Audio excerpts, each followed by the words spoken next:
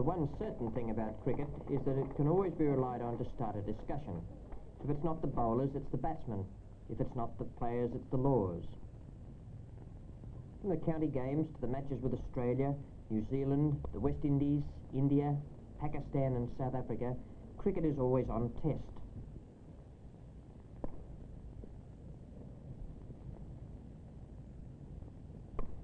The impact of cricket varies.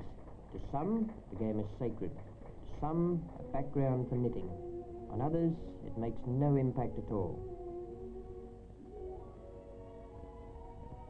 To the Lord's Taverners, it's fun, plus hard work.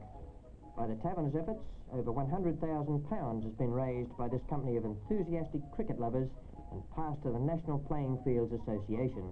The money helps to provide better pitches than this.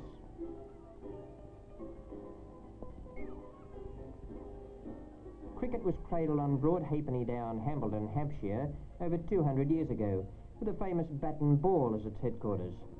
Some ancient laws of cricket still remain. Others, like the bat, have been straightened out. But bat making is still craftsmanship. The handles, strips of sarawak cane laminated with rubber and cork, are spliced into well-seasoned willow blades cut from trees grown on special willow farms. A few blades can be shaped simultaneously, but for cricket bats, mass production is not on.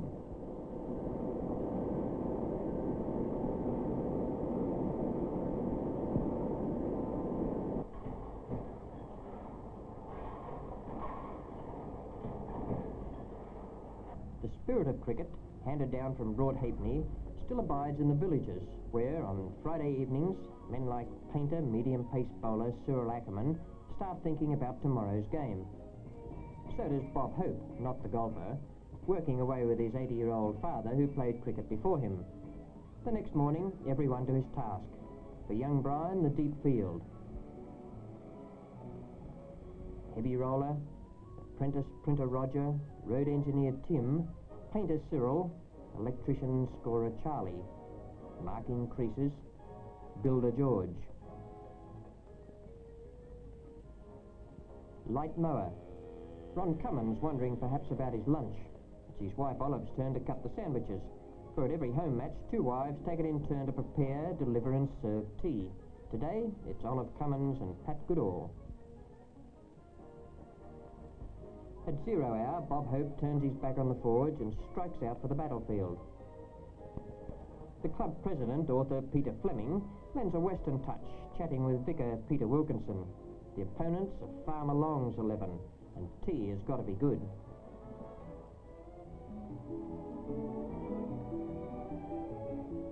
The mixture of dour contest and amiable picnic proceeds with up-to-the-minute information provided. At last, tea.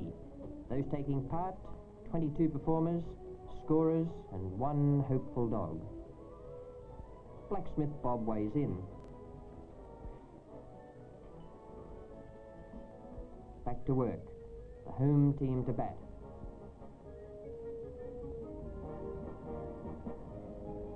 As is the custom, umpires take turns.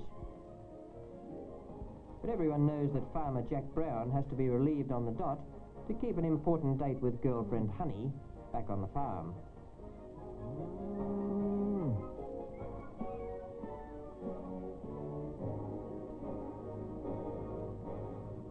From village green to cricket's centre of gravity, the most famous pitch of all. The sacred core of 19.5 acres of priceless property where cricket has been played by the Marylebone Cricket Club for 150 years. Yes, this is Lord's. This is Sacrosanct, where cricket is governed by the MCC Committee, a parliament of 25. Average age is 57. 2/3 public school, over half Oxford or Cambridge. 4/5 have played cricket for a county, and 1/5 have played for England. In an adjoining shrine, the ashes smoulder from that first defeat by Australia in 1882. Outstanding cricketers never die, least of all Dr. W.G. Grace, who in 43 years knocked up some 55,000 runs and took about 3,000 wickets, an all-round performance that stood the test of time. But youth is by no means overlooked at Lord's. Every April, some 450 boys between 12 and school-leaving age who have been recommended by members of MCC are taken in hand for 3 days each by expert coaches, most of whom have made their names as cricket professionals.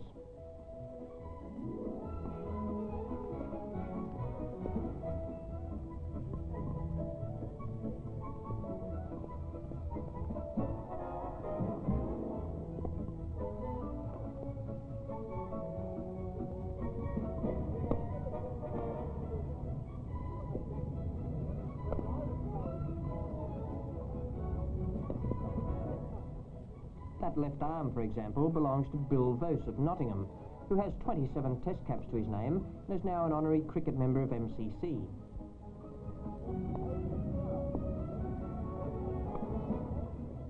It seems that famous pitchers like Lord's develop individual personalities and behaviour as dissimilar as the groundsmen who tend them.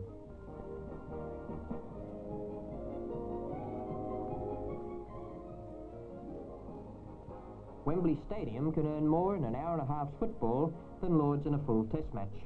But fill in this grass plot with flats and it could earn an instant £2.5 million before collecting the rent. Does anybody want to?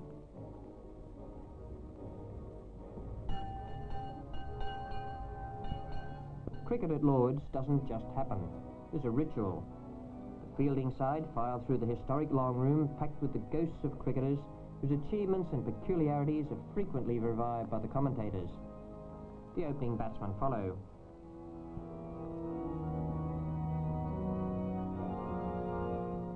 Cricket, like other sports, is a career. Today there are no gentlemen, no players, there are just cricketers. Some are under contract, others on a match-by-match arrangement, and an ever-decreasing few on expenses only. Off the field, some, like actors, have agents to exploit them commercially.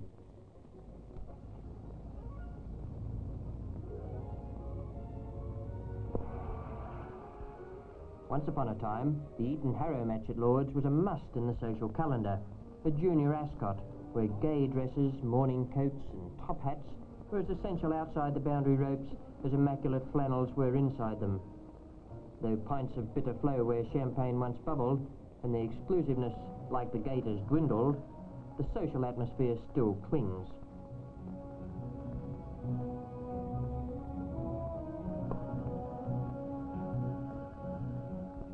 Is there anything wrong with English cricket?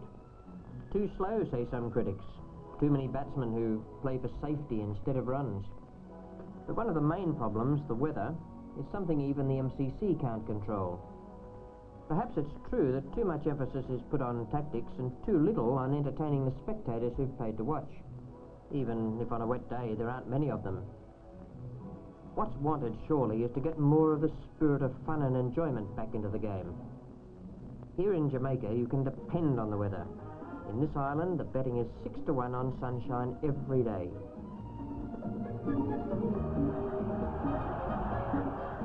But is the sunshine the only reason why the West Indians have come to the top?